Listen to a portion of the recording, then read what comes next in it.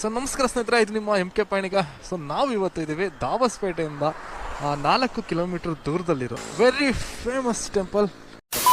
So ಬನ್ನಿ, ಇಲ್ಲಿಂದ 1.5 kilometre ಇದೆ ನ್ಯಾಷನಲ್ ಹೈವೇಯಿಂದ. ಸೊ ಬನ್ನಿ, ಇಲ್ಲಿಂದ ನಿಮಗೆ ಸ್ವಲ್ಪ ಮೆಟ್ಲು ಹತ್ಕೊಂಡು ಹೋದ್ರೇ ಸಿಗೋದೆ. ಸೊ ನೋಡಿದೆ ಎಂಟ್ರೆನ್ಸು. ಇದು ಬಂದ್ಬಿಟ್ಟು ಮುಕ್ತಿ ಗಣಪತಿ ಅಂತ ಬೆಟ್ಟದ ತಪಾಲಿನಲ್ಲಿ ನಿಲ್ಲಿಸಿರುವಂತಹ ಒಂದು ಸ್ವಾಮಿ ಅಂತಲೇ ಹೇಳ್ಬೋದು. ನಾಗದೇವತೆಗಳು.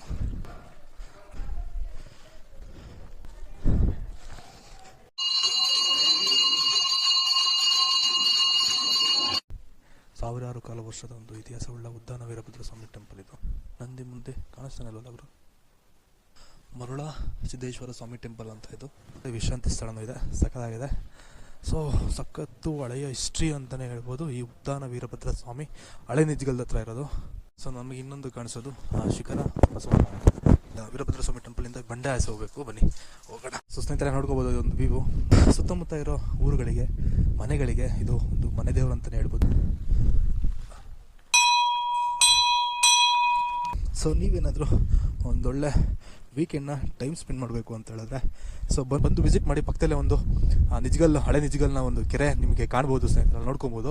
ಸೊ ಅಕ್ಕಪಕ್ಕ ತುಂಬ ಬೆಟ್ಟಗಳಿದ್ದಾವೆ, ಬೆಟ್ಟದ ಸಾಲುಗಳನ್ನ ನೋಡ್ಕೊಬೋದು. ಈ ಒಂದು ಟೆಂಪಲ್ ಯಾರೆಲ್ಲ ವಿಸಿಟ್ ಮಾಡಿಲ್ಲ ದಯವಿಟ್ಟು ವಿಸಿಟ್ ಮಾಡಿ. ಸೊ ನನ್ನ ಪೇಜ್ಗೆ ಯಾರು ಫಾಲೋ ಮಾಡಿಲ್ಲ ದಯವಿಟ್ಟು ಫಾಲೋ ಮಾಡಿ ಅಂತ ಹೇಳ್ಕೊಳ್ತಾ, ಇದೇ ಥರದ ಒಂದು ಹಿಡನ್ ಜೆಮ್ಗಳು ಯಾರೆಲ್ಲ ನೋಡಿಲ್ಲ ಪ್ಲೇಸ್ನ ಹಿಡನ್ ಆಗಿ ಕನ್ಸಿಡರ್ ಮಾಡಿಕೊಂಡು ಸೊ ಬನ್ನಿ, ಬಂದು ವಿಸಿಟ್ ಮಾಡಿ.